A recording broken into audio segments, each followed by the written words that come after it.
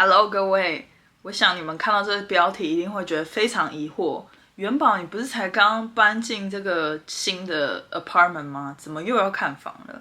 没错，事情是这样的。如果你有听我跟夹克松的 podcast， 在这里再宣传一下，叫做 C'est la vie 是人生啊的话，就知道我今年2023年有一个非常大的心愿跟需要去完成的事情，就是买房。没错，我终于要买属于自己第一个 apartment。那所以呢，这一系列的看房 vlog， 纽约看房 vlog。就会这样子开始。那今天其实是星期五，然后我的工作差不多告一个段落之后，我刚好就是约了一个broker， 然后看一个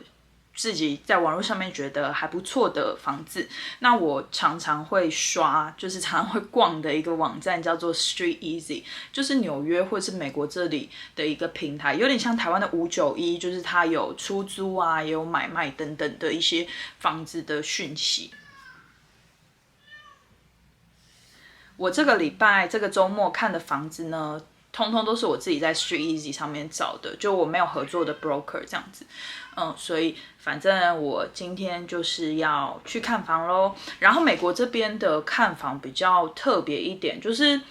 可能也是有，但是比较少见的是，就是买卖方就是自己去应对，通常中间都会有一个所谓的 broker 或者是 broker 的 company 这样子。可是因为我这一次是自己在 Street Easy 上面找，所以没有特别熟悉的 broker 嘛，所以我就是会遇到陌生人这样。但我想说应该还好吧，光天化日之下，所以我就自己去看了。好，反正今天就带着大家跟我一起去。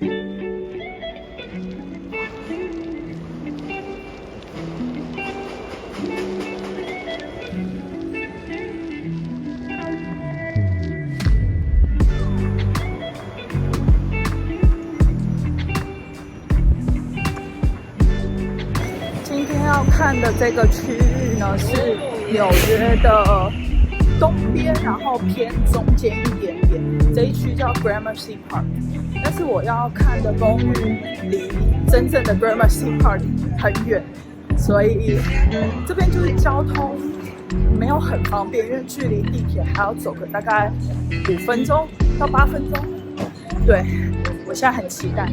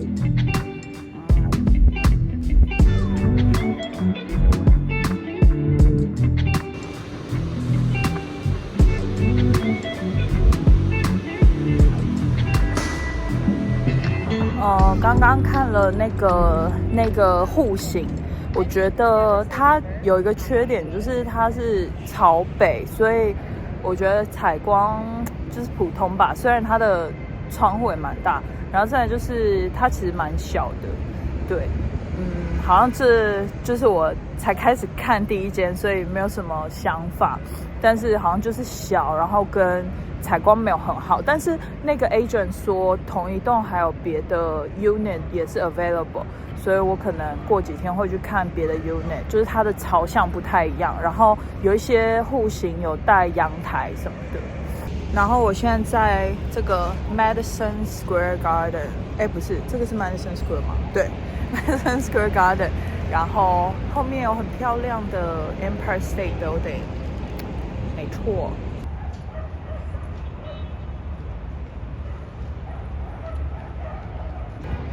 哇，我后面的夕阳也太美了吧！好，就是还有一件事，就是因为我要找的是 condo， 就在纽约市里面 condo 的比例算是很少，但是因为我不想要买 co-op， 就是 co-op 跟 condo 的区别，我可能之后再跟你们细细分享。但是反正这就是美国房子有这样子的分别，对。然后我想要买的是 condo， 所以现在因为又是市场的关系，然后现在 available 的 unit 又很少，然后 condo 又更少，所以最近找房子还蛮难的。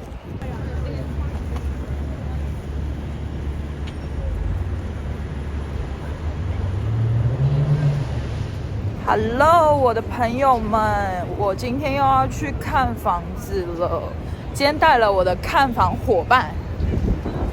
贾克松先生。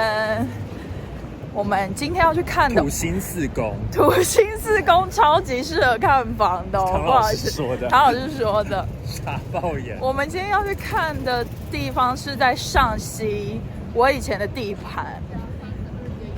跟着我们一起去，明明就差了20几家你的地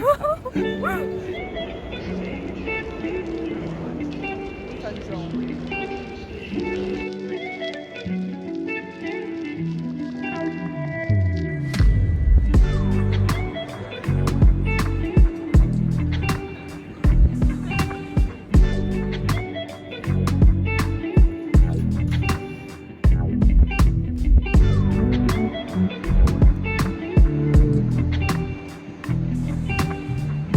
这一栋了，前面这一栋。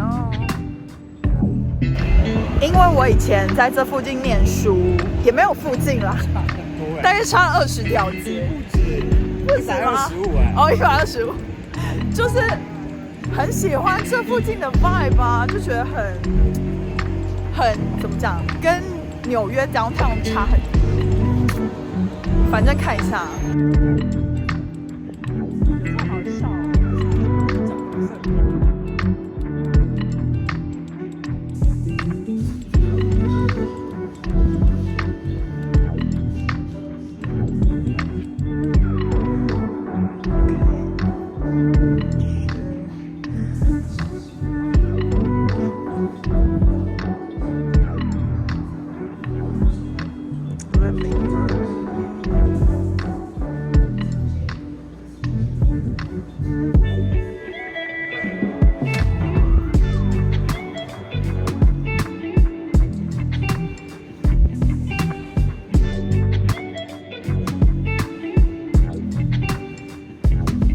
这一户最差的就是采光，但其他我觉得都很完美，就是采光啊，超可惜的。它是 facing inside， 所以采光很差。各位，我们刚刚看了那个 unit， 真的是很可惜。我觉得它的坪数算是我还蛮理想，就是700左右，然后那个管理费什么就是又很低，但是就是说不出来哪里怪，而且采光真的很不好，你说是不是？采光，而且他说有点怪怪的。灯啦，但可能没有什么问题吧。但就是对我们看起来就是，我是不觉得有闹鬼的问题，我觉得有点微怪。但反正 anyways， 我觉得我还是这个 neighborhood 我还是很喜欢，所以还是会继续的在这个 neighborhood 继续的。可以那个就是天气好一点，可以再看一次啊。对，因为今天是阴天，所以。可是阴天真的超暗欸，就它暗到。我觉得真的太暗，就是没有。如果它像晴天，它采光还是不好的话，那就不要。就真的对。但是如果晴天采光是好，是可以考虑，因为只有阴天跟下雨天，那就没办法，因为外面就是暗的。那就靠自己的灯光了。好吧，自己去看喽。Hello， 早安啊，各位，今天又要去看房了。但是今天只有我一个人，没有 Jackson， 而且今天纽约超级爆冷，0度左右，天气很好，走吧。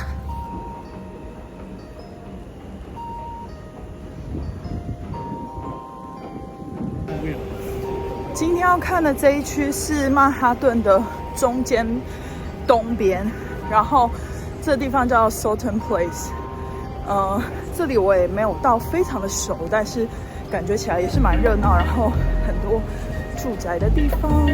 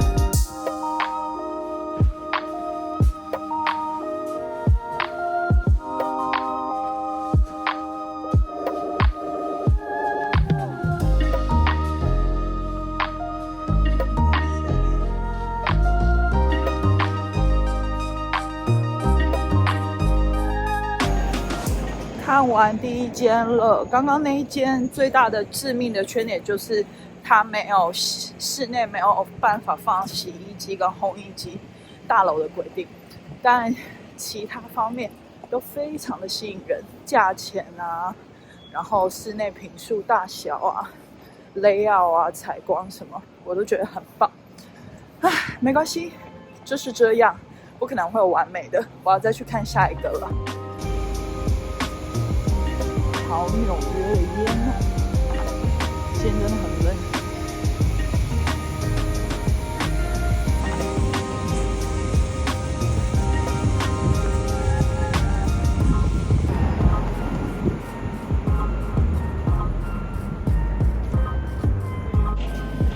现在要看的这一区呢，是比刚刚的那一区再更往下一点，这里叫 Murray Hill，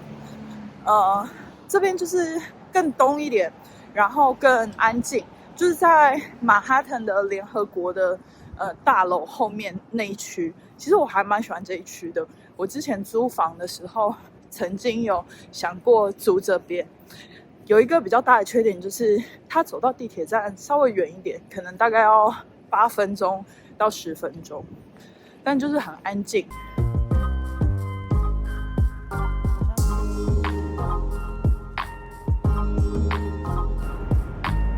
那边就是东河了，所以如果住这里，晚上可以去那边散步。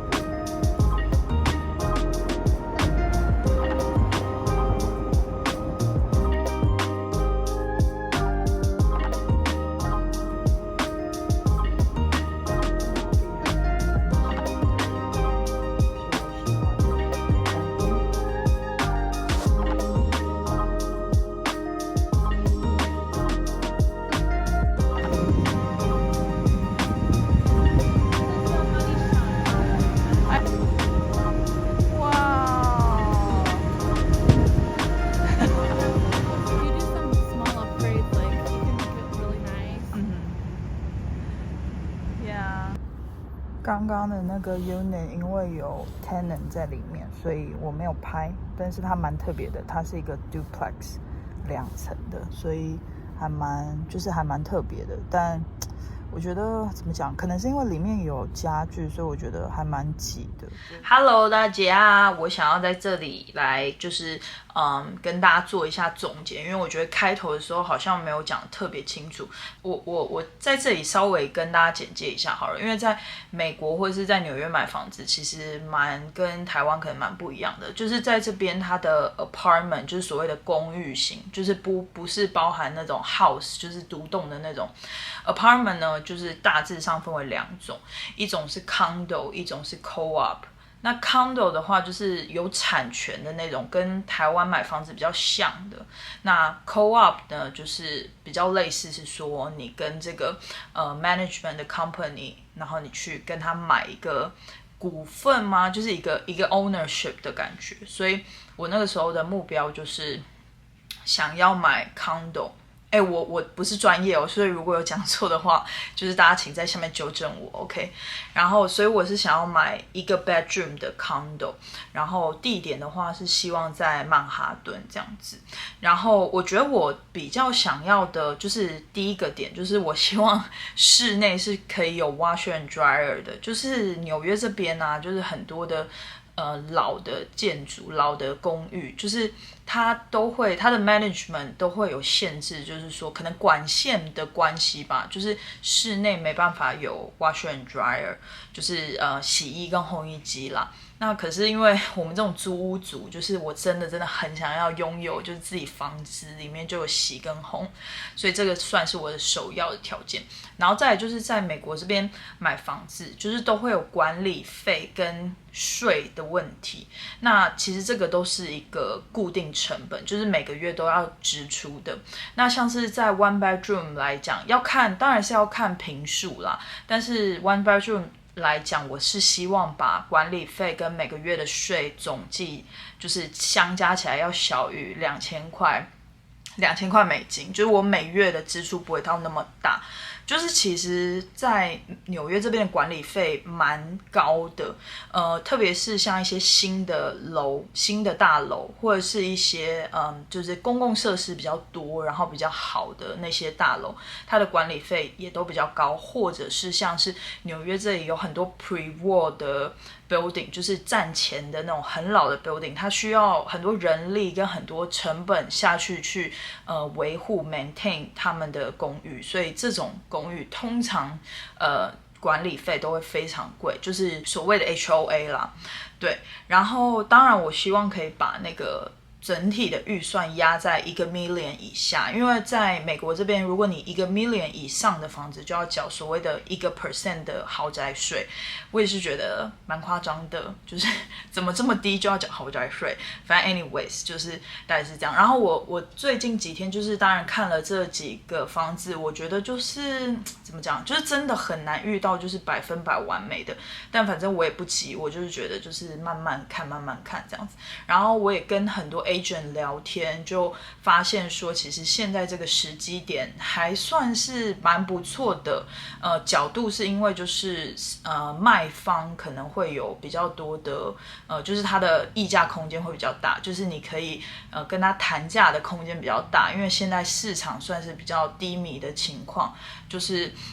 其实砍价的空间算是蛮大的。但是反方向去想，也就是说像很多曼哈顿的卖方，他其实跟台北市蛋黄区的卖方一样，他根本不急着卖，所以他在这个市场没有很好的时候呢，他宁愿就是房子收着，他也不想要拿出来卖。所以简而言之，就是市场上面的选择也会相对偏少一点。所以而且又加上就是说，在曼哈顿的岛上，本来 condo 就比 co-op 少很多，所以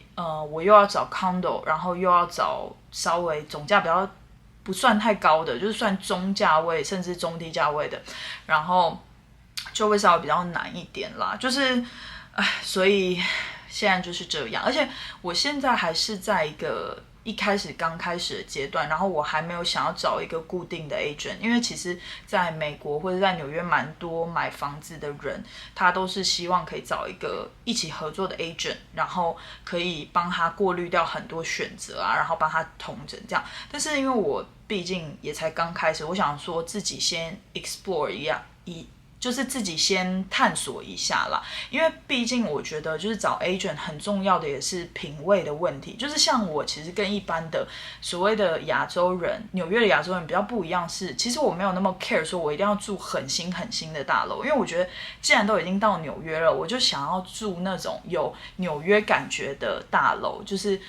不要太新，就是太新我就觉得那就跟住在比如说上海、北京、台北、香港什么其实没有什么差别。所以我还是想要有一些味道的大楼，可是很多比如说他对很多亚洲客户的那种 agent， 大多数的亚洲客户啊，我不能说全部，他们都是喜欢比较新的，最好是全新的大楼，然后里面内装都是很新很豪华，然后有很多 amenities 的。但其实我的品味或者是我的生活习惯，反而比较不是那种导向的，所以其实我也觉得如果你也是在美国要买房或者在纽约要买房的话，就是我觉得 agent 也可以稍微慎选一下，或者是稍微的跟你的 agent 沟通一下，就是你的想法跟你的一些选择的导向这样子啦。好咯，那不知道希望这个看房 vlog 的第一集不要太杂乱。反正这一年，大家应该直到我买房子之前，大家应该都会陆陆续续的看到我的看房 vlog。那希望如果没有要买房的你们，或者是其实人也根本不在美国的你们，就是可以当娱乐来看咯。好，希望大家会喜欢。那我们下期见咯，拜。